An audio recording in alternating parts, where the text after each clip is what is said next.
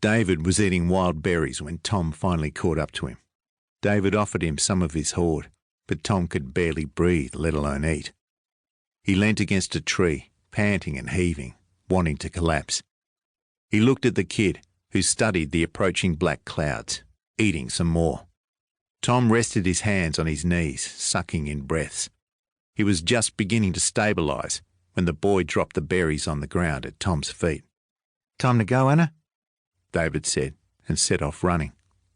Tom straightened up and turned around, setting eyes on Bateman, tearing down a nearby hill at full speed, kicking up a blood-red trail of dust. Tom got moving. Thunder clapped overhead, and the rain came pelting down.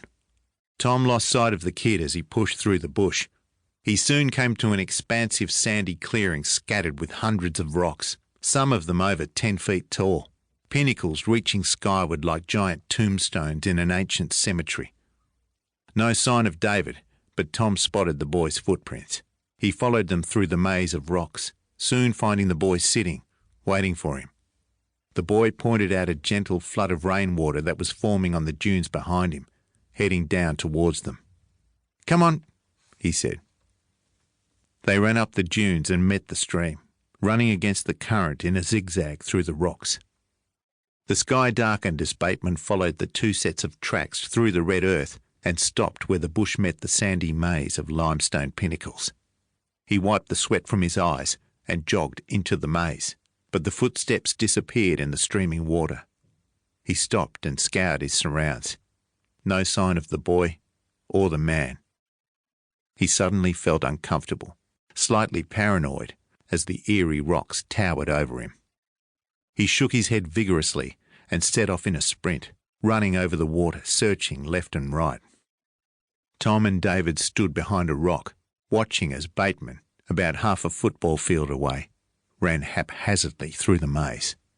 David tugged on Tom's sleeve, and they set off again, running along a crop of rocks, hidden from Bateman's view as they re-entered the bush.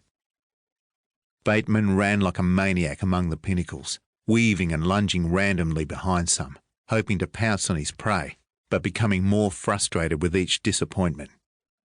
He stopped and listened, hoping to hear them splashing through the shallow water, but all he could hear was soft, distant thunder and the relentless rain battering the wet ground all around him. Tom and David stopped at the banks of a narrow, murky river, rain still coming down. David gathered some large rocks and lobbed them in the water a few feet apart, each one making a splash. "No crocs," he said. "You sure?" "Yep. If there was one, he would have gone for one of them rocks and we would have seen him. Let's go," David said. Tom followed David, eyeing the knee-deep water carefully as they crossed the river.